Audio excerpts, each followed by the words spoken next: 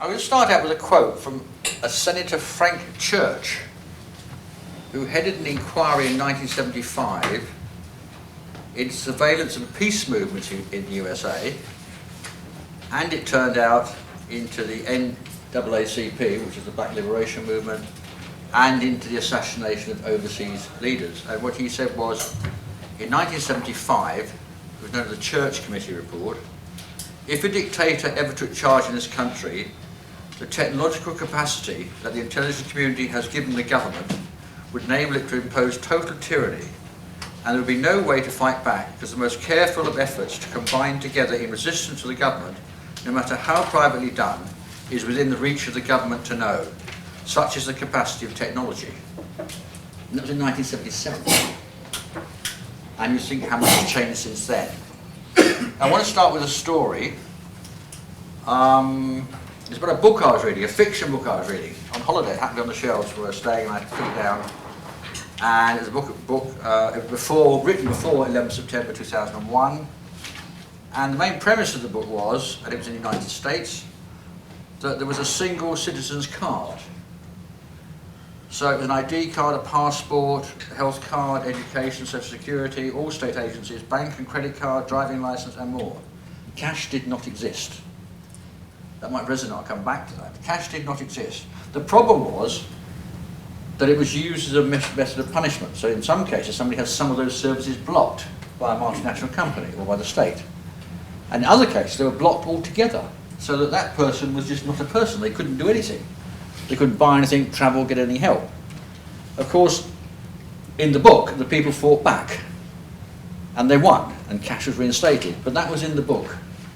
But it was quite interesting that when we think about the things happening in our everyday life, and I touched on that 2 or 3 times in here, how that applies very pertinently today. We all know that old argument about privacy and security, etc., etc. But it's very convenient. Think of all the cards you have to have, all the passwords you're meant to remember, all the loyalty cards you have. I don't like them, but many people do. And you know, I have 3 passwords in the end, probably. I can't remember 20. But think how convenient because you have one card. But what I noticed something happened recently, there's been lots of indicators because there's big attacks on cash. And then I noticed that they'd put through quite quickly the idea of a voluntary, on the table now, a voluntary EU digital identity. Note the word voluntary, but note the term digital identity. And of course, people start coming in. You say, what a good idea that would be. Then the banks don't have to rely on all these individuals. We can have one identity. Well, of course, if it was one identity, it would have to be based on a digital ID, means it's going to be a biometric. That means a fingerprint, or an eye scan, or a facial scan, and a password. And then, in fact, of course, the world changes. Slowly, cash is pushed out the thing. And of course, your freedom to spend without being tracked with your spending disappears too. Because everything you're doing is on this ID card.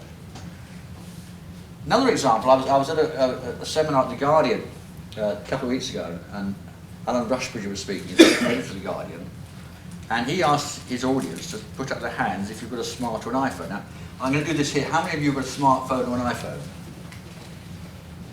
Right, he would love this. He said, because he told this story, because he'd been talking to techie people, he said, I did it, he said, but don't you do it at a dinner party.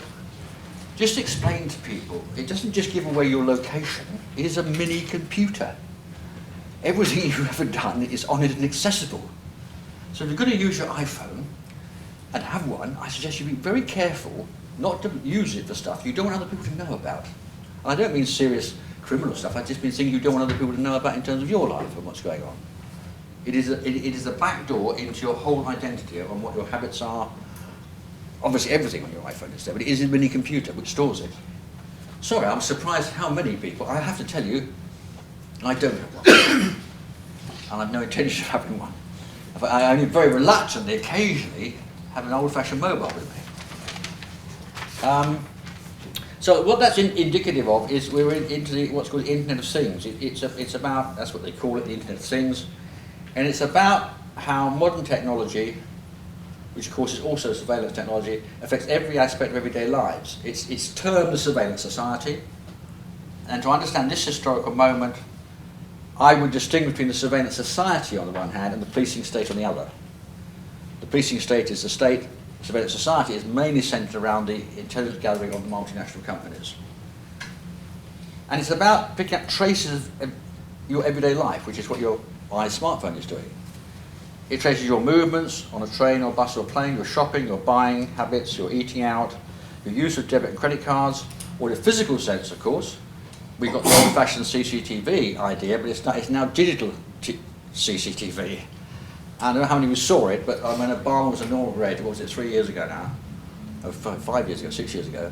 They had a picture of his inauguration that was sent round, and you could zoom in, of 3,000 people there, on a single face, and you could capture a digital image of that person's face. And that is what technology is now. It's not the old-fashioned black and white CCTV. It is something which is capable of putting that picture of you, all they need is your picture and your name, your picture and your address, your picture and your car number, and they've got the beginnings of a file. Your name is one beginning, but they want two things to start building. That is what is generally termed to build up a profile. Of course, if you use Facebook and Twitter as well, that is also scanned and added to your profile. Sometimes by multinationals, but certainly by the state if they've got an interest in you. In a sense, we've all got three identities. We've got the identity which we know we've got. I mean, we've all got an insurance number, we've all got a bank account number. I mean, there's things we know that the other side have got, and we've given them, we consent to that. And there's about half a dozen things, that is our identity. But of course, what is happening is the multinationals are putting their own identity, like Experian for a credit check, whatever it is, banks and whatever now will look at your profile, and then the state has a profile. So in fact you've got three identities, but only one of which you're over a certain level of control over. So now I'm going to get, that's the background to where we're going. Now I'm going to get into Snowden. In June 2013, the Snowden revelations burst onto the world, and people and civil society groups and governments were being spied on, particularly by the National Security Agency in the United States and GCHQ, Government Communications Headquarters in Cheltenham in the UK. And also being spied on by other intelligence agencies in different European countries, by the national intelligence agencies. There was outrage from the governments, mainly because it turns out that they were spying on some of them, especially including Chancellor Merkel and other ministers. But it's quite clear, anybody who knew what GCHQ was doing, here's an anecdote, would know for years that what GCHQ does. Because I remember once meeting somebody who was a Quaker who had just worked in the cabinet office and described what his job was every day. And he said, well, all these great piles of stuff come from GCHQ. He said, my job was to sort them all out to the different ministries. And most of them went to the Foreign Office, but some went to Home Office and others. I said, what kind of things were they? He said, oh, well, he said, Europe's a big issue, he said. Well, of course, what was meaning was that if a big issue was coming up for the UK in Europe at the General Affairs Council with all the foreign ministers there, they need to be just tipped a wink. What is Germany saying to France, France to Italy on this issue which we're interested in? Give us a background briefing. We don't reveal that we know what you're talking about, but we are briefed before you. And they've been spying on their own other governments for years in every General Affairs Council on any substantive issue. And that's been going on since Britain was really became part of it. So there's outrage there. And unlike previous revelations, particularly with the revelation when Asylum broke, and then the European Parliament produced a report in 2001, I wouldn't say it was a one-off event, but it was one thing that happened, it was a phenomena, it was looked at, the reports were done. What is different, of course, about Snowden is those leaks haven't stopped happening. Maybe some of the media have lost some interest, but actually they're still carrying on. If you go into the crypto site, you'll see that the number actually being released so far is less than 5% of the total number of documents which apparently are being held by Snowden and his friends. Now, when it broke, the EU took the high ground. It was outraged, spying on the governments, and at the time it was actually discussing an EU general umbrella agreement on the exchange of personal data with the United States. So it didn't have to have one on EU PNR, one on banks and one on something else. They had one agreement to cover everything, and that's where it was. And this had a working group which met in secret between June and November last year, and produced a report in November last year. And in March 2014, so that was one element, the European Parliament produced a very detailed report on all the Snowden revelations. Now, the views were strongly expressed by the EU officials and ministers. They want to demand equal rights for EU citizens under US law. Well, the US side, look, we can't do that. But then Obama came in and said, well, actually, I think we're going to have to try and do that. So, on 25th of June this year, the Attorney General Holder, who's now left the post, promised that they would indeed try and make EU citizens have access to the Privacy Act and have the same rights as American citizens. So what's wrong with this? Well, there is a presumption. What's wrong with the agreement? Well, first of all, just check out the ACLU site, American Civil Liberties Union, or the EPIC website. These are major US privacy freedom organisations who will tell you that the 1974 Privacy Act doesn't do the service for them. They have massive problems with it. So for us to have the same rights as they've got would not be anything great. And in particular, it wouldn't meet the adequacy standards which we're going to have in the new EU regulation, because there's one replacing the 1995 directive being discussed at the moment. But of course, what's overtaken all of that, and I wrote this on Monday, I was writing my talks to my note, and it happened the next day, because the Obama administration lost control of the Congress, particularly the Senate, they voted down any reforms of the NSA. So the whole programme, let alone giving rights to EU citizens, they're not even going to get revised rights for US citizens. And of course the importance of that I will come to. I think the point about it though, because I happen to have seen, which I was meant to have done, the draft agreement they were working on, the one which may or may not happen.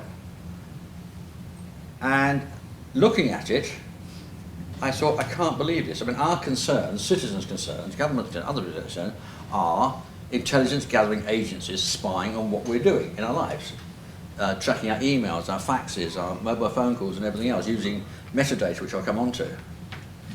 But when you read the document, it expressly excludes the security and intelligence agencies and is only doing law enforcement. So the one thing which we're really concerned about, which is what the intelligence agencies are doing, is expressly excluded from the draft agreement agreed between, in secret, because we're not meant to have it, between EU and USA. And I thought, what is going on here? So there's no point in thinking there's going to be an awful lot of hope looking to that particular agreement. So what have we learned? What have we learned? The first lesson is that the EU has got to put its own house in order. This cropped up in these secret discussions. The USA was saying, it's all right, you're pointing the finger at us for what the NSA is doing, but what about what your own agencies are doing? And the EU said, no, we can't touch that, can't touch that. But of course, we've got to look to what, not just what the NSA is doing, but what our own governments, whether it's in Britain or France or Germany, what they are doing. And of course, we've got to also look at the fact that ever since 2006, the EU adopted a directive on mandatory data retention, that is the retention of everybody's communications.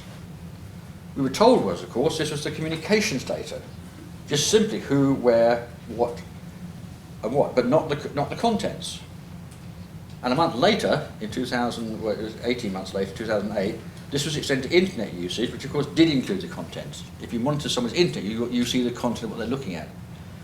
But the critical thing was, the line was, it's only communications data.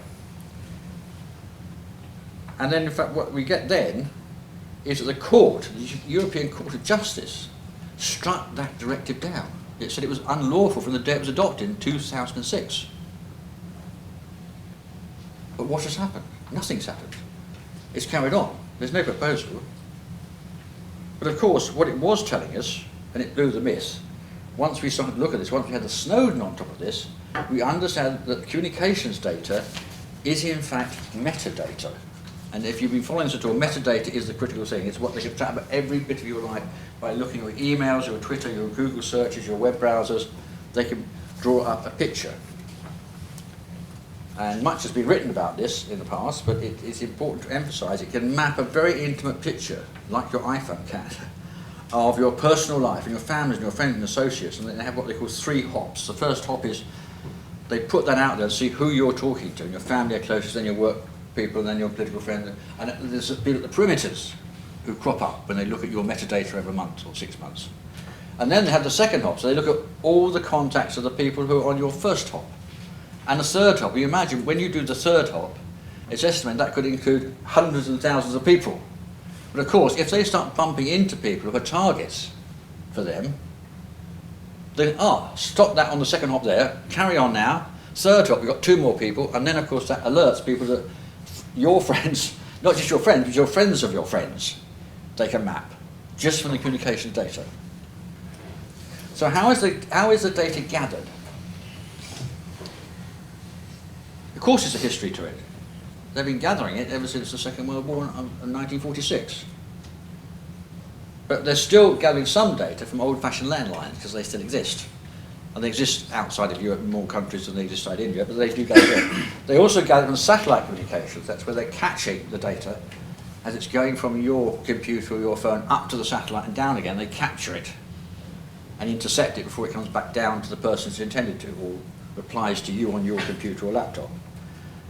The most modern form, of course, is fibre optic communication, which a cable is running, and the most significant one is the massive cables, more than one, out of Europe, via Cornwall, Bude, sometimes going through Ireland, but normally going straight over to the United States. And that is where the massive communications is now going through, is fibre optics. Satellite communication is still relevant, though, if not in Europe, in other countries of the world, because they're not into fibre optics yet. So what they can do by looking at fibre optics, there's a massive capacity. In fact, GCHQ is ahead of the United States in what it can collect at the moment. It's like millions and millions a day. There's no problem. There's no limit on what they can do. The limit comes on how many filters to apply for what they're interested in. So that's got emails, phone calls, internet usage, social media, Twitter, Facebook, arrangements to book a flight or buy a book, collections of pictures or images which you put on your site. That is also collected. So there is all that personal data there. See, what is effectively happening, though, is that we think when we enter a search and we get a reply back and we order something, it's just going down the road. But actually, in most cases, when we do something, it's leaving the country. And most of it's going via the United States and coming back again.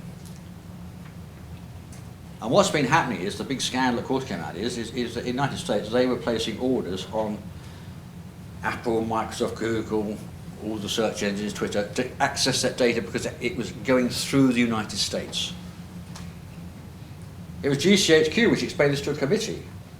Why the GCHQ has to trawl abroad is because, and I'm quoting here from the evidence, a complete call or message between 2 individuals may involve a large number of overseas CSPs, community service providers, and network providers. Overseas CSPs, especially those based outside the EU, may not be obliged to retain communication data of most relevance to the authorities. Even if they hold it, they cannot be obliged to provide it to UK authorities and may be unwilling to do so voluntarily. And we'll see the relevance of that in a minute. Let's look now a bit more what GCHQ and NSA do, and when you do dig, and when you do download some of the slides and particularly the PowerPoints which GCHQ have produced, which I do make a point of putting on our website. There is an observatory on it. I wouldn't say they're all there, but some of the key PowerPoints from GCHQ and others are on our website on an observatory. And there's a lovely map. It's a colour map, and I'm sorry I haven't got a PowerPoint for it. Of course, they have a network called FORNAT, F-O-R-N-A-T, which looks at where the satellite communication interception is and where the fibre optics is. And of course, the one country in the world where there's a double bubble is the UK, because in the UK you've got satellite interception from Menwith Hill in Yorkshire by the US base, which has been there for years. There's a little bit of America, and you've got the fibre optics interception by GCHQ from Bude. Let alone GCHQ in Cheltenham doing massive satellite interception from Cyprus, monitoring the whole of the Middle East. There's a British base still there on Cyprus, and I've seen it from the outside. They've even got an English cricket pitch in the middle of this bit of Britain there. You know, you can't believe what it's like, but that is still part of Britain. And what you get, you see, because once you develop the technology, then it can be applied. If you develop it to deal with terrorists and organised criminals, that can also be applied to an Occupy campaign or any other campaign. As Tony Blair once said, in this day and age, if you've got the technology, it is vital to use that technology to track people down. So what we discover is, when we dig into some of these PowerPoints, is that GCHQ doesn't just collect and gather all the intelligence, it actually actively intervenes. And it sets up honey traps, can bombard people's phones and delete their online presence, have a denial of service, and ruin their business relationships. It's called online covert action. So they're not just sitting there gathering it and passing it on to other agencies, they're actually positively going out and attacking sites, denying people access to the internet and their work. They even have a program called the 4Ds, another PowerPoint called Deny, Disrupt, Degrade, and Deceive. And of course, there are other forms of interception. And the other forms of interception include remote access. Now, here's a piece of technology which isn't just available to the security agencies of the people who do the interception in the main, not the intelligence gathering ones. But it's also used by law enforcement agencies, and that's called remote access. Remote access is where they can access any computer, your computer at home, my computer at home, and can watch it, alter it, delete things from it. Now you may think this is too far-fetched. Well, interesting enough, at the same seminar I was listening to Alan Rushbridge, Luke Harding was there, who wrote the Guardian book on the Snowden files. And when he was writing that book, they started checking back on the files they'd already written, and they discovered that they were being altered as he was writing them. So something which was a strong condemnation of GCHQ and the CIA was getting watered down. And they were having to track back all the drafts of the chapter. It's a thick book on the Snowden file to make sure that what was being produced and what is actually written. Now this reminded me of the Philip Agee story. Now Philip Agee was an ex-CIA agent who wrote the CIA Diary. I think it was published in 1976. Got translated in 26 languages. And he wrote it and published it from this country, but previously he'd been based in France. And a friend of a friend, because he'd had to move around different countries to try and keep away from the CIA and other people, and someone gave him an old-fashioned typewriter, which I started my work on as a journalist. Well, he didn't realise till later, as even in those days, what he was writing, it had transmitters. It was transmitting the letters that he was typing. That's even before we had computers. So, yes, but it is right. Yes, so your computer integrity is really very, very important. Now, the next thing I want to talk about is spying on the world. In the United States, under Foreign Intelligence Security Act 2008 and the Patriot Act, the USA can lawfully gather intelligence outside the United States on terrorism, serious crime, and foreign intelligence information where it affects US interests. So in simple terms, they can spy on the rest of the world, but they're not meant to spy on their own citizens. Under RIPA 2000 in Britain, a certificate has been issued by the Foreign Secretary to insert all communications outside the UK. In other words, the UK can lawfully spy on the rest of the world. It does not take much imagination to see that even if they obeyed the law and did not spy on their own citizens, the US spies on the rest of the world, including the United Kingdom. The United Kingdom spies on the rest of the world, including the United States, and they can share the information on each other's citizens. In other words, the actual limits placed or accountability placed by law are very, very shallow. So I quickly want to go through now some concepts about how do we start to study this, how do we start to look at it. First of all, I'm mainly been talking about the gatherers. These are what I'm calling the intelligence agencies gathering this information. That is primarily National Security Agency, GCHQ, and other EU agencies in each member state. They are the gatherers of the data and information and intelligence. The users are the security agencies, which may be operating internally or externally. In the USA, it would be the CIA, the FBI, Drugs Enforcement Agency, Department of Homeland Security, in the UK, MI5, MI6, MI5 being internal, MI6 being external, Special Branch, and specialised police units from law enforcement. They are the people using this data. They're putting into, and this is an important thing to remember, I'm not spending too much time on it, we must remember that this data that's coming from the gatherers to the users is only one method they are using when they have got a target. They may be also applying their own remote access. They may have an undercover police officer in the group you're working with. They might have informers in the group you're working in. So what this intelligence is, when it comes down to ground for the users, it is an element, not the only element, of how a person or a group is put under surveillance. There are a number of other techniques too. So we tend to think it's just this, it's not. It's a combination of surveillance of your life or your group you're working in life. Then you've got the suppliers.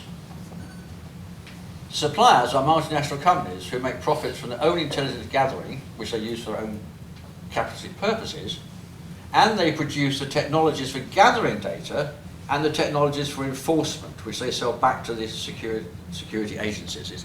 It's a nexus. It's an embedded nexus where the users and suppliers meet, often with government officials and directors general from the EU, and is very well described in his ongoing work, first described in his seminal work by Ben Hayes in Neo-Panopticon, which is on our website, and something like 800,000 copies that have been downloaded.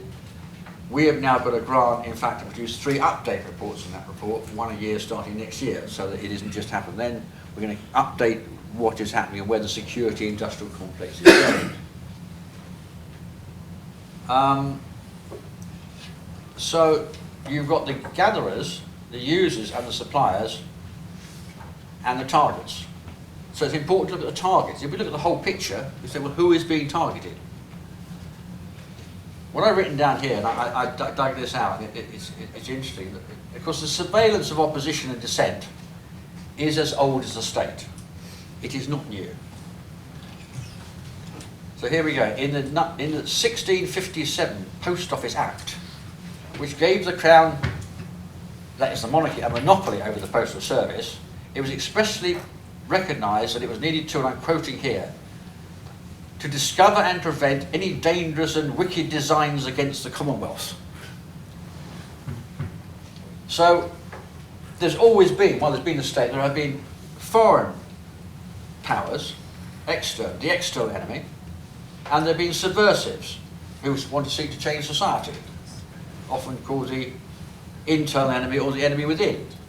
That is not new. What is new, 2 things are new, maybe 3 things. One, there's often a trigger for surveillance to be increased. But what's most important, in fact, is the accountability which is put in place when you get technical change incredibly quickly, and we have had it incredibly quickly in its application and new development.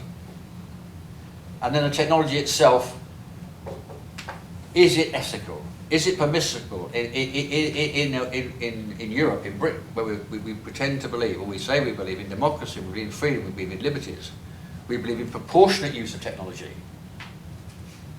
which is controllable, which we can have annual reports on. Not the detail of the operation, but we can actually have some idea of how extensive is it being used, and against whom is it, and what are the limits. We have seen in the EU so much function creep that policies and practices and laws and technologies put forward initially to deal with terrorism and organised crime as function creep down the road, and in some cases cover any crime however minor. Because once it is there, once the capability is there, someone says, well, we want to use that too, but for this purpose, and we say, no, you can't. The courts take too long to stop doing anything. Like the court said in April, right, your mandate for detention thing is wrong, against the law, it's unlawful. What's the Commission done? It's up to member states, we're not doing anything. Well, sorry, it was your directive you put forward in the first place. No one want to move. No one will take responsibility. So that is that. So who are the targets? And I'll quickly go through the targets. The obvious targets are suspected terrorists. So there are legitimate targets for the security and intelligence agencies in order to actually target. But of course what we've seen, and I know generality here, we've seen a widening to cover sympathisers. Just to give you 1 or 2 examples from the EU, there is a set of council conclusions which are known as soft law. Soft law means they're not legally binding, but they enable and legitimate any action you take. There's no consultation with the European Parliament or national parliaments over it. One of those ones that went through, without any scrutiny, was called Radical Messages. Radical Messages. And the scope of radical messages, where 70 questions has to be asked, whether on the individual group, what was their context, their friends and their preferences, blah, blah. The scope of it was extreme right stroke left, Islamists, whatever that is, nationalists, and anti-globalization, etc. In other words, anti-globalization, etc. is the giveaway, etc. Any protest movement, any Occupy movement, any student protest is open if you've got radical views connected with that. And that is happening. There is also an emerging ideology, which is quite relevant speaking in a university, of extremism. Where there's a very good article in Race and Class from the Institute of Race Relations by Beckett on this issue. That extremism is whereby anti-racist activities are now getting defined as extremists in opposition to racists and fascists. And this is now seen as a true extreme. In other words, because you are opposed and you've got a strong view about racists and fascists, you are now being portrayed as being on the left extremism as distinct from the right extremism. And it's so interesting is this, and this is what's most interesting, so interesting is this that there's 8, 9 or 10 UK universities have set up study departments to look at extremism on the left and the right. Why? Because there's obviously, what a good new idea, there'll be some money. Well, I would like to suggest to you that the subject study that ought to be undertaken is that somebody should be studying them and what they're doing and where they're getting the money from. That's the kind of counter academia that we need. The second target group, of course, are refugees and asylum seekers. And Steve was showing in another place this morning. There's a technology there's an ideology, there is abuse of law, and there's an abuse of rights. There's intelligence gathering of the most advanced kind being now applied around the Mediterranean. There are technologies being put in place in Africa. The EU is now acting out of area. And would you believe when we talk about refugees and asylum seekers that when it comes to ECOWAS, ECOWAS in West Africa, where they've developed their own kind of free movement area, the EU's told they can't have it, which is what we're meant to believe in the EU, because people are moving across the borders and they're moving close to the EU. There's a whole plan in Africa to stop people moving, even if coming from South Africa. If the minute you sort of move out of South Africa or Mozambique and move north, you might want to come to the EU, in which case you must be stopped from moving up Africa. And therefore we've got lots of lovely technology which can help you do this, because you can't stop people moving out of your country unless you know who's in your country. So get this, in order to decide who can come into your country, you've got to know who's in it in the first place. Therefore you've got to have the ideas of all your own citizens before you can decide who is a new person. Is this what, a little bit more money from Western and European and US technology to give them the lovely systems which will allow them to control their own citizens and control what's going through? So it's not just the refugees and asylum seekers perhaps, it is the net effect of the ideology that is there. And of course when people are, however they're coming here, they are people who are fleeing from persecution and poverty and war. And it is quite outrageous that this government, our government here in Britain, but obviously silently backed by other governments, have failed to back a continuation of the Italian programme of search and rescue in the Mediterranean. They've now got a Frontex participation scheme, which is not primarily, to quote them, to do with search and rescue, but to stop people arriving in the EU. And the EU the UK is outrageous, but the rest of the EU, as we know on so many issues, is outrageous by its silence in opposition to what the UK have said. The third target group are migrant communities. And it's not just in Britain again, this is happening in France, happens in Germany and other countries around Europe, are targeted for, because they may have people in their community with radical views, for surveillance, infiltration, recruitment of informers, and looking for people with radical views. In my view, I've already said there can be some legitimate targets, but this tactic, the so-called PREVENT programme and what follows it, this fuels racism and contaminates the social and political life in those communities. The fourth area is domestic political activity. We've still got a definition of domestic extremism in Britain, which is opposed by Her Majesty Inspector Constabulary, because it means that political activity, normal political activity, is being brought into a criminal definition of what is terrorism. Then you have the targeting, which is old as EU, old as capitalism in fact, of inner cities where you've got the pre-lecariat, people who have skills but no chance for a job, and the underclass which has no skills and no hope. And they tend to riot, so you have to watch out and plan for when those people will not put up with the conditions and the austerity that they've been put through. Then you get the protests against EU cross-border protests. And this has been developed sometimes. So whenever you get, like you have the climate change conference in Copenhagen in 2010, I think it was, it meant that every other member state had to in advance tell the Danish people who was coming, what groups were coming, a detailed questionnaire. What trains were they travelling on? Where were they staying? They sent spotters over with them. There's a handbook, which used to be two separate handbooks. There used to be one for internal security for a terrorist attack on a big summit, another one for public order. And they amalgamated them. But they won't make that one public, of course, the amalgamated one. So, of course, it's on our website and it's there for you to see. But, of course, what's happened, by doing this, you contaminated the democratic policing of public order situations by an internal security anti-terrorist ideology in a handbook, which is unchanged. You then got, and it's not just again here in Britain, you've got undercover police at work in protest groups, you've got kettling, dispensing justice on the streets, the use of paramilitary police units, who are using in other countries, and may soon do here, use water cannon, tear gas and rubber bullets and water cannon. And in the EU discussing creating a database of troublemakers. Now they have a problem with the concept of troublemakers because this has got to include people who have been convicted of public order trouble and people they think might. And of course that has got a slight problem even with some other EU member states. To say, hang about a minute, you can't go this far. Because then you're keeping a database of those you suspect rather than those who've got a past record. Anyway, that has gone up and gone down, now has now come back again. And of course, the seventh group under surveillance, as I've already hinted at, is everybody who travels, who lives and travels within the EU, because we're all suspect. Through mandatory data retention, all our communications, and now what they want to bring in is the EU PNR scheme, passenger name record, which will monitor, well, initially, everybody flying into the EU and out of the EU. And then, of course, lo and behold, Britain leaves a group of countries in the Council of the European Union and says, we don't want it just in and out of the EU, we want it between EU member states as well. So alarm bells are starting to ring now because I've seen a document where we know where they want to go, and including the United Kingdom and Germany. What they want to move forward to is monitoring all travel in and out of the EU, between each member state and within each member state by land, sea and air. And you can just slowly see it coming, bubbling up in discussions.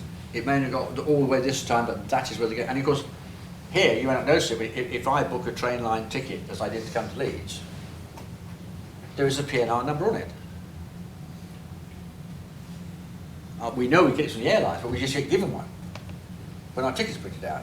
So it can creep into practice without being challenged, and it's there on the ground. So it's the monitoring of travel and the monitoring communications are powerful tools for the state.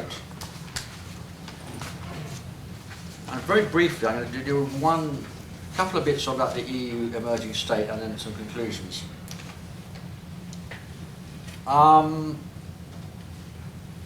What I would argue is that we're going to understand the surveillance society, the policing state, and the security industrial complex, all of whom are part of this story, this narrative. We've got to understand our own states and we've got to understand the European state, because you can't understand one without the other. We are, in my view, we have witnessed a process of state building without accountability since 1993 under Justice Home Affairs and Common Security and Defence Policy. One could argue that political followed the logic of the economics embedded in the Single European Act, creating the Single European Market in 1986. And we've even now got a situation where we have a fourth EU institution, which not everybody's noticed, because the European Council, that's the Prime Minister, is now the fourth institution. So the Council is the Prime Ministers, the Council of the European Union is the Ministers, then the Commission, and then the Parliament. So there are four key institutions.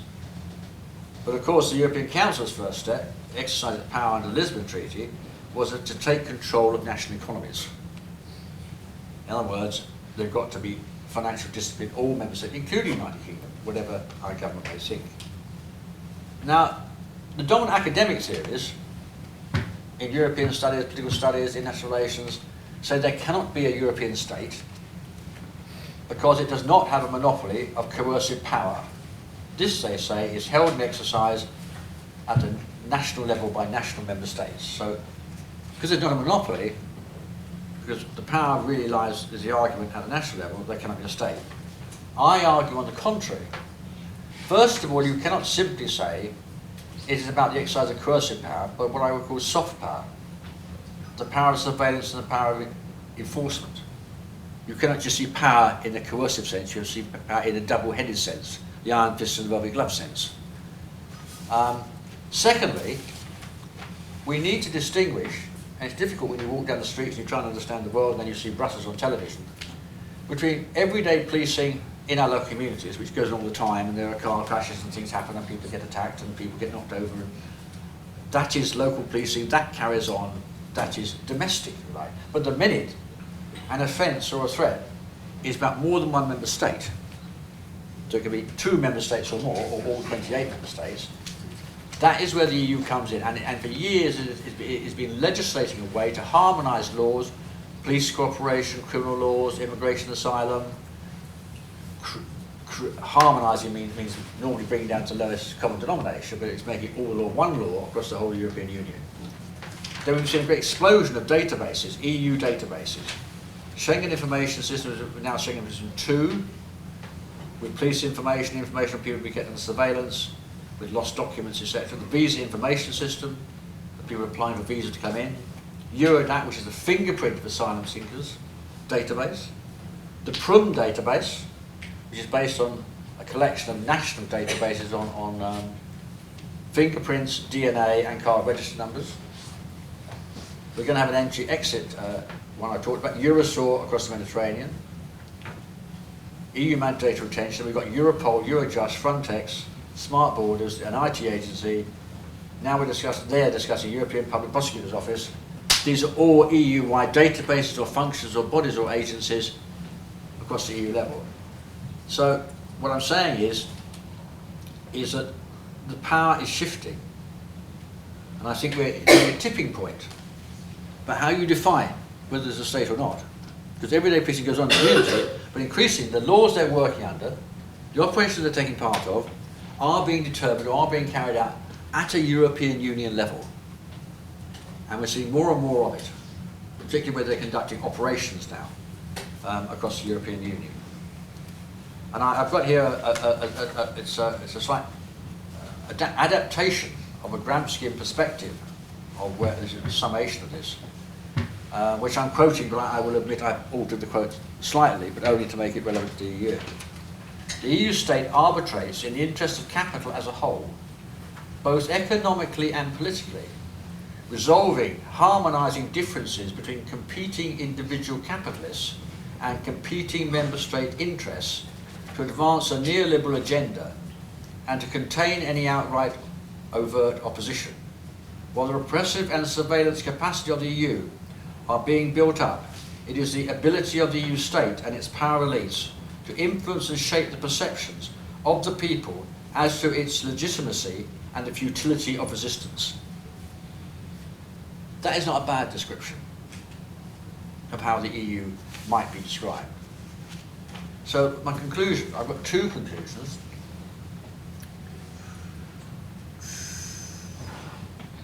When we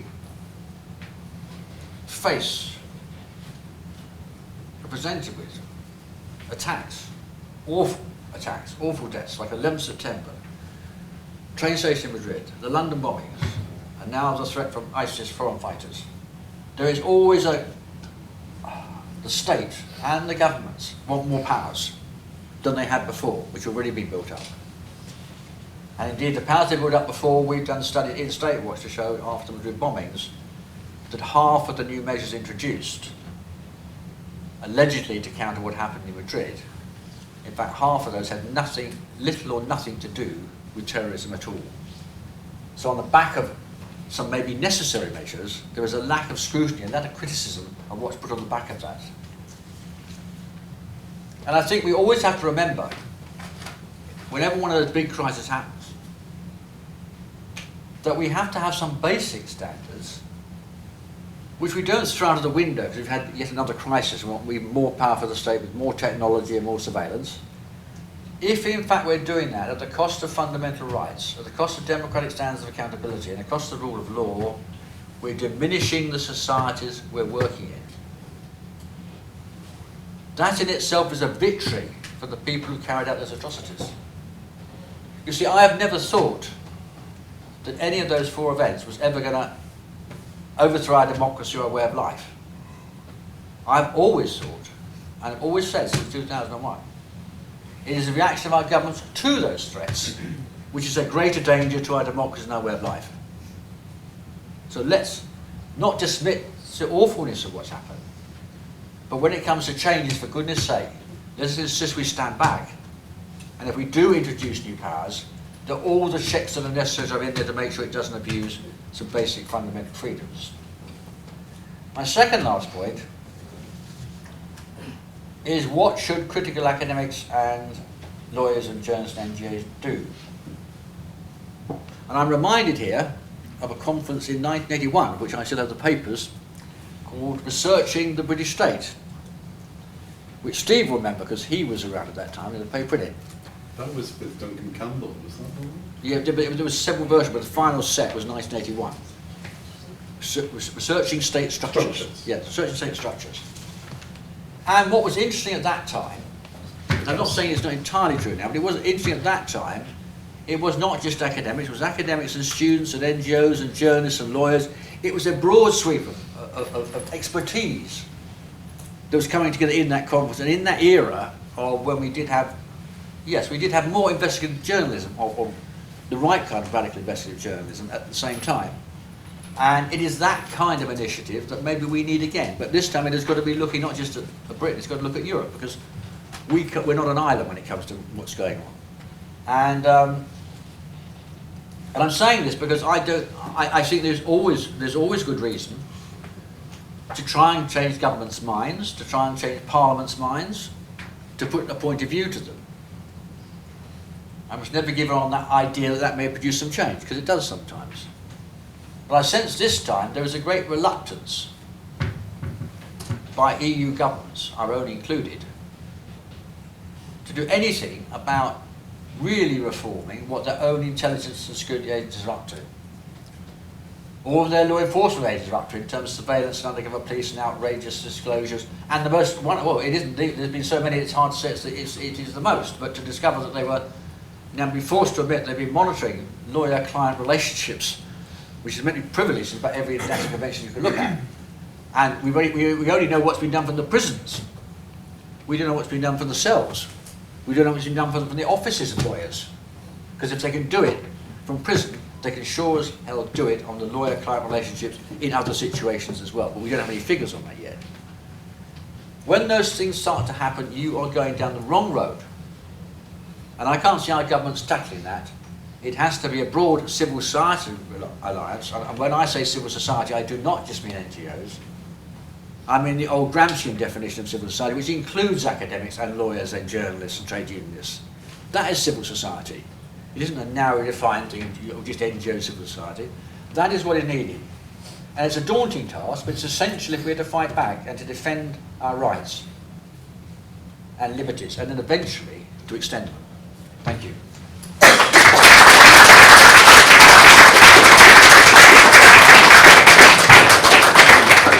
It's always a privilege to hear Tony speak. I mean, the book the conference he was talking about, it's a book now. It's Serena Bredowski, War and Order. You can get it on Amazon. Can you? I didn't know that. Yeah, they made a book of it. But I think before we take questions, it's worth saying this is a paranoia about this subject of surveillance that we can probably dismiss. In a previous incarnation, Tony watched the police in London with £1 million budget. 4 million. 4 million. we were poor. I had £250,000, and we had to make choices. And Tony was very specific about the facts. We needed to organise knowledge in a way that was erudite but informative and accurate. And he produced state research, which is still a really good record of those times in transition. I published a magazine called Police Watch, which was the Sun version, because we thought what we want to do is just provoke people into talking about these things. And I think the lesson, it's 3 decades on, is that you can make a difference. Statewatch is a very small, committed group of researchers that are engaged in research activism, in my mind. They model a paradigm that is perhaps indicating that the authorities have gone beyond the limits of the law. And they make that available to researchers like you, academics, policymakers, people that want to make a difference, and they do make a difference. And we've worked on this, well, it's been 40 years, since nearly 40 years. And we're still standing, you know, no one's knocked us off in the back alleyway. And we can say that small groups can challenge the excesses of state surveillance policy. But we do need a network, we do need meetings like this. And it is possible to have victories. I hope you ask Tony about some of the questions about some of the victories, the positive results of challenging state excesses, because there have been victories in terms of a kind of political jiu-jitsu using information. Also, Statewatch is interested in your views. If you're writing on these areas, if you're writing provisional papers or dissertation that covers key aspects, Tony said Statewatch is willing to put that up online. But do use the resources that are online that he's carefully with his colleagues put together, because they're probably the best there is. And on that happy note, I think I'll throw it over the floor and take questions. Yeah. Just a complete hypothetical question, nothing to do with my own political views. But say one was a Scottish nationalist activist, for example, which is obviously the biggest threat, arguably, to the British state within the last, 50 years. I mean, what practically can they do? Say they've got your Facebook and your Twitter. I mean, obviously, if you're a politician for the SNP, they could potentially blackmail you. But for that actual everyday activist, either in like something like the SNP or Greenpeace, or I mean, what practically can they do other than try and embarrass you about what you said to an ex-girlfriend or ex-boyfriend? Tom's terribly thinking. Is there anything like scary? The point is, I will answer that one first. I mean, you have to know what you're up against, but that shouldn't define how you act. As long as you know some things you're doing, you're conscious of what you're doing, you just carry on as normal. But if you start to get into the margin, where you get concerned, don't be silly. I mean, don't put. I'll give you an example. So you're applying for a job somewhere. Let's just say it's a government in a state or local council or big local council. But you've got to put on your Facebook site what you look like when you're really drunk and you've done something silly, and they could find that. You might not get a job in an interview. You might get promoted for things. Just be conscious of what you're doing. Right? I'm not. You know. If you start to get involved, I know over the years, some people rang me up and said, when they rang me up, I met some of them, they said, I think I'm under surveillance. And the first thing I'd say to them is, what are you involved in? What is it you're now in? Why would you become a target? And in some cases, they could have been targets, but in other cases, there was the nothing they were actually doing that I could see there was any reason to put them under surveillance, yes? And in most cases, in all the cases I think I can remember, yeah, I was right. They weren't, well, nothing happened like that. So I'm not saying don't go about your normal lives. I'm saying two things. One, just be sensible, be aware that what you're doing online, etc., can be viewed by others. But I'm also saying we need to put this dreadful panoply of surveillance under some control, and that is a political work, which can be, that's where we can go on the attack, where we've got to make our views known. On the other side, go about it all right, but just be aware that your smartphone has got certain capabilities, but it's still very useful, so you don't stop using it. But there's some things which you won't do with your smartphone anymore, if you're aware that in fact it can be tracked backwards and the record of what's on it is whatever. So that's what I'm saying. So I'm not saying follow me and don't have a mobile phone. That's personal choice. But I am saying, just be sensible. But at the political level, let us make sure that the kind of society which is, the cashless society where we won't have any control of our lives, that is, let's push that back 100, 200 years if we can, or even 10 or 20. But for goodness sake, it can seem well, you don't do anything, and I very much remember saying, no, that's not right. I always remember Robin Ramsey, remember he Lobster. the lobster, yes. And I brought out some analysis, and it was quite a good one actually. And he said, here it is, this book, it says, as usual, Tony Bunyan pissing in the wind. But that was a metaphor, saying I was always trying to fight against it. I said, well, sorry, you know, and that was 10 years ago, and I carried on being as I am. So I can only pass on to you how I look at it, and perhaps sort of use common sense. Okay. There was another hand. Yeah.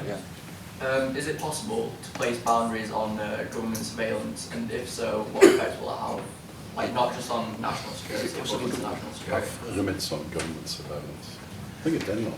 Yeah, I think you can. I mean, we had this discussion in the GOC because it came up over policing, and I've always thought it's the only model I know of which might be acceptable and might work in a democracy. You'd have to fight to make it work. When you're developing your operational guidelines, your policy, there is no reason at all why that cannot be public. And the discussion can be public, because that is discussing the policy. When it comes to the operation itself, sure, those agencies get under that policy, get on with their actions, but this is the critical thing. After the operation is over, they're then answerable for their actions in one of two possible ways. One way, the least what we expect, if over a year we're monitoring phone calls and we're monitoring communications data, even the United States, when they publish stuff about the number of telephones, they actually tell you these number of attacks put on, how many cases was the person arrested, and how many cases were they charged, and how many cases were they convicted. Now, even that general data will give you some idea of the effectiveness of the power they've been given. And that we can apply that. But also, I think there needs to be evaluations to say, well, and we do have House of Commons scrutiny committees, and they can certainly do this in the EU. You know, you've got too many powers or too little powers. In other words, you've got to review it. In other words, the operational policy itself has got to be public. And at that point is where you insist it meets those standards of respecting fundamental rights and liberties, of democratic accountability and the rule of law. And if you insist that those are standards which go into the policy itself, it at least limits their freedom to abuse that and go way outside it in their operations, in the knowledge that there's going to be post-operational review of what was done, and possibly, here's the revolutionary thing, if they do apprehend anybody on their operation or whatever, should there not be a complaint system which those people can complain to? Now, it's a very old-fashioned liberal idea, but it's not a bad idea that those people should have the right to complain to an independent body about the way they were treated. You see, what I'm saying to the last question too, I think we're fighting a defensive battle, mainly. And I've sensed over the last 10 years, and I wrote in The Shape of Things to Come, which is on our website, a sense that we're the ones who are defending democratic rights. I mean, I've been in press conferences with UK Home Secretaries, and I've had to remind them what basic democratic rights are, especially towards asylum seekers, the Geneva Convention. And yes, there are some parallels with the 20s in Italy and the 30s in Germany. It's not exactly the same, but there are some parallels. And I haven't talked in this talk about what's happening in Europe politically, what is dangerous there in terms of racism, fascism, whatever. But we are living. We've got to. When you go out researching something, you want to understand who is your enemy, what is the context, what are the hopes. But I still say to you this. Be prepared to defend liberal democratic values, free speech, the right of assembly, and the right to make complaint, because if you lose those, or if you don't defend them and you lose them, then you will definitely be on the road to authoritarianism, which is where we are now, into fascism. They are important. They're liberal democratic, but they're important, whatever kind of society we're living in. Sorry, that's a slightly long answer. I have two questions. One, why haven't you guys been shut down yet? And like, you know, if the situation's that serious, if they don't really want people to know, but if they do want people to know, people are too distracted. And secondly, what do you think of Anonymous? I can't remember the question again. She wonders why we're still standing. We are. I think that the technical term is a wet job. Why have we not become a wet job in some back alleyway? And what do we think of Anonymous? Anonymous being the... That activist group that do all sorts of things that they shouldn't. I think what Anonymous do is up to them, and that's fine. And you know, then as long as they're not hurting or killing anybody, yeah. I mean, as long as they're not breaking the law in a major way. I mean, it may be offensive to people, but that isn't the point. And that's some of the things I may support. Why are we still here? Partly because we're stubborn. Perhaps more importantly, we've used our common sense, I would hope. Well, I don't know. I mean, You say speak for yourself. I don't know. The answer is if you're sensible, you can. The trouble is, you won't always know. One of the answer to your question is you won't always know. I was accounting at lunchtime. We've had 1 or 2 attacks on our website, and the trouble is that can be something silly, or it can be deliberate.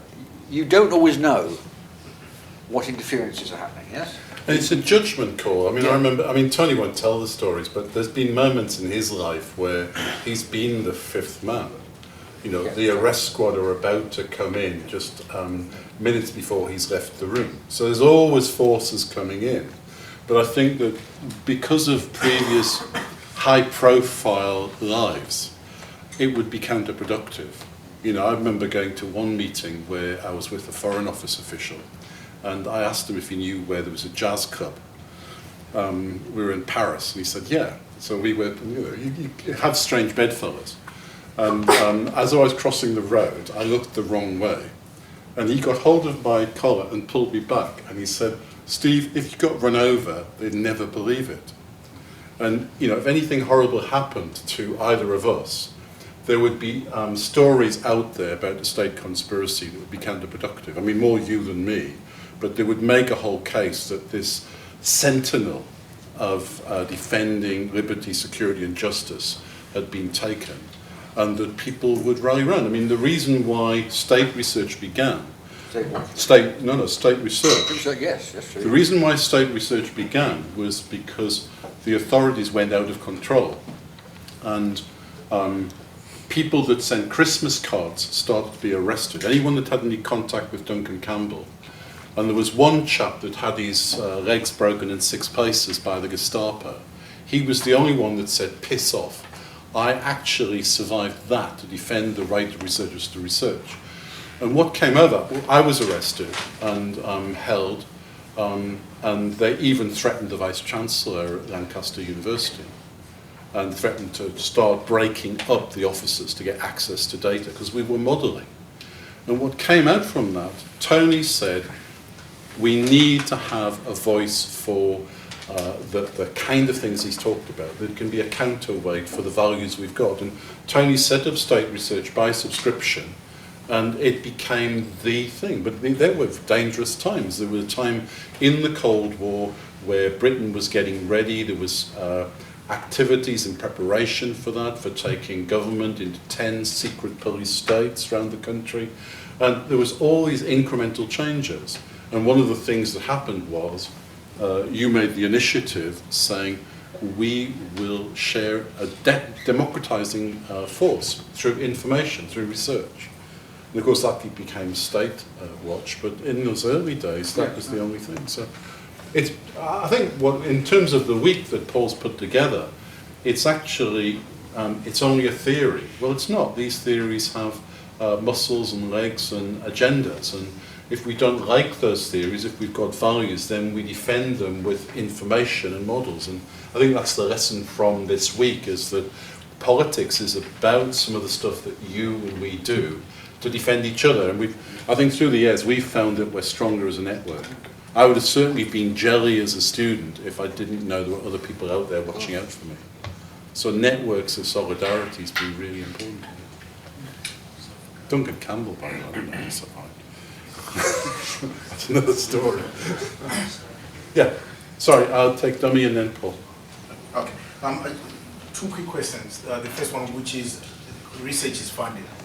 And the other day, Paul was talking about the state, and corporates being on the same side. So you can't go to corporates for funding. Who do you go to?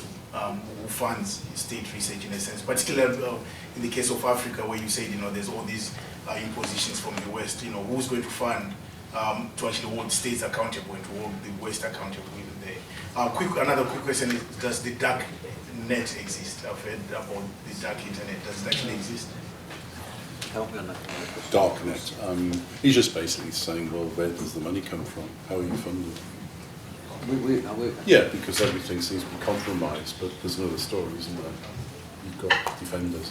No, I mean, we're supported, we've been long time supported by Joseph Ramsey Charitable Trust, we've been funded by Adesium, we've been funded by Zenstrom, we've been funded by a garden called Chambers, Network Social Change.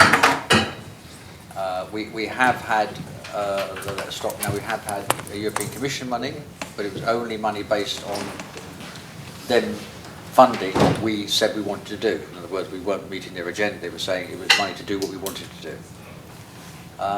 And we've got friends of Statewatch, people give a little bit of money in. We have very low wages. People work for us because they enjoy the work or whatever. But what was the second question? Darknet. It's not really. It's the hidden web. There's many versions of the web. There's a military version which you won't see, the darknet. Yeah, no, I mean, I have not got in. I've not. Maybe you've got more into that than I have, but I have not been into that. As the Dalai Lama once said to me, these things needn't concern you at this stage. Don't go there. I mean, on the funding side, I think as students, what we've been discussing as staff is the whole idea of your future employability. And one of the things we will explore with you and try and bring experts in is there's a lot of money out there for social justice. I tell everyone a lot of it came from chocolate because we're all addicted to it, but there are many, many more people that want to do good. And make a difference, and we'll be trying to inform you a bit more about how you go about beginning the challenge of funding work to make a difference, and that'll be part of your employability experience at Leeds Beckett. Paul? I just wanted to ask a question about how you see the kind of operation of power and interest behind what you've been describing, and if you like, why it's happening. So I very much agree with what you said about liberal democracy and protecting principles and values of a liberal democracy and holding state agencies to account and so on. But within a liberal framework, there's this kind of notion that power corrupts, so the explanation would perhaps be along those kinds of lines, that people who have power will always try to expand their power and might use it illegitimately. But I don't think that's a very satisfying. I'm not saying that's what you were proposing in talking about liberal democracy, but what are the interests that are behind this? For example, do the state agencies think that they're acting in some notion of the public interest? Do they have that kind of ideology? Are there corporate interests that we could, is it that kind of view? I just wondered how you see that those underlying mechanisms of power and interest might help us to understand, what's driving this kind of growth. I mean, you could write a few books on that on that question. It is some of what he discusses. I mean, of course, it goes without saying that multinational companies, whether they're EU-based or non-EU-based or operating in Europe, have got a massive interest about getting research money in order to develop a product which they then hope to sell to the EU, which is then hope to have an internal market for within the EU, and based on that internal market in the EU, they can then export to the rest of the world. I mean, that is the paradigm model. Yeah? So you get funded by the Commission, and there can be big funding, like 25 million euros to investigate an idea, a surveillance idea, or a border control idea, or an enforcement idea. But if it's successful, and we have smart ID entry to the EU at some point, there's going to be a machine somewhere, there's going to be an awful lot of machines if you're going to monitor all the movements in and out by land, sea and air. And someone's going to provide the software for that, someone's going to provide all the machines, someone's going to keep them up to date. And once you've perfected that system, then you can go to Africa and say, well, look, you really need to have the same kind of systems. By the way, we can let you have them cheap because we've developed a very smashing model here which works in the EU. You always want to get your home market there first. So there's that interest there. There are also institutional interests. all the security intelligence agencies, I mean, we know this, that they went through quite a bad time before 11 September, because where was the threat? The Cold War was over. Ireland run down. I mean, there wasn't something in Ireland, you know, but in other countries, what is our raising data? So they started to move in that era into looking at, I still had terrorism there, but they were looking at organised crime, serious organised crime and drugs. So they started to move into traditional policing fields in order to justify their continued existence. And that has been reported on. We've forgotten about it now, but there was an era, there was a gap between 1989 and 2001, 12 years, and in that gap, they were floundering a bit on what is our role today. And of course they floundered again when 11 September happened, particularly in Britain, when they realised that they didn't have many people in their ranks to send in as informers or spies who were came from the south.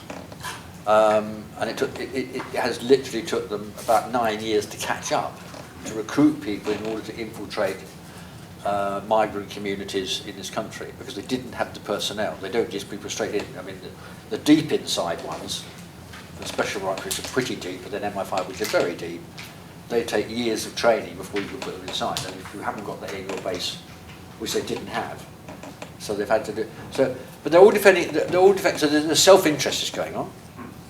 There's profit going on.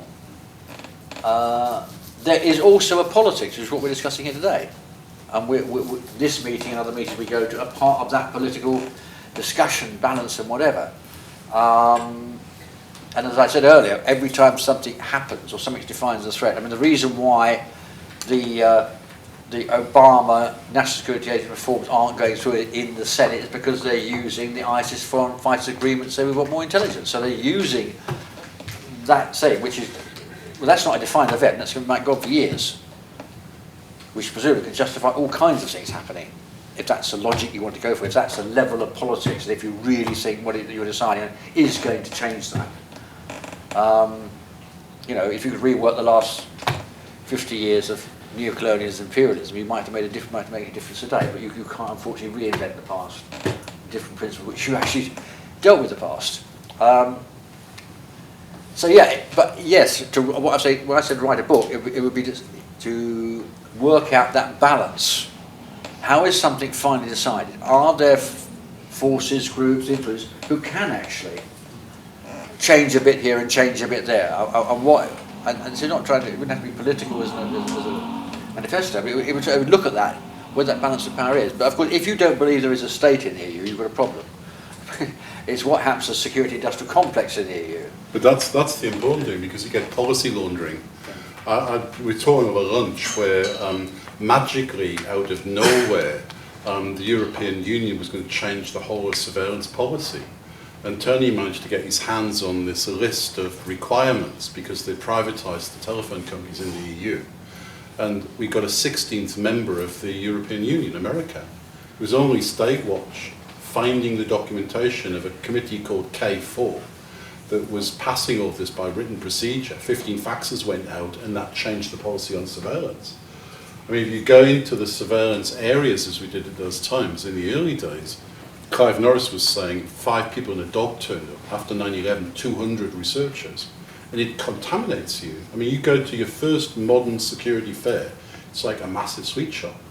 10 years ago, I was seeing cameras that could see in 3D without glasses. You could just see, and you're thinking, what can you do with that? Guys that were looking at ways of paralyzing people or actually changing the motion of vehicles. And it becomes part of the economic agenda. If you get a grant, you're meant to exploit it for... And what Tony did, I guess, that I was aware of, is some of the researchers looking at the priorities at particular times. So the European Union put sniffing technology. You know, can you mimic dogs? Well, why would you want that? And the answer comes, if you can mimic sniffing technology and work out individual signatures, you don't need to carry ID cards. You just, all the portals across cities and gateways and train stations can start tracking people remotely. Well, your vein pattern is another one, I think, too. Yeah, there's... It's unique. Your vein pattern is unique to you, like your DNA. There's a big agenda there. Any more questions? Well, we'll return to this, I think, in future times, because Tony's raised the issue of we perhaps need another conference where researchers share material on this, and we will come back. But thanks to everyone for coming along today. It's been a pleasure.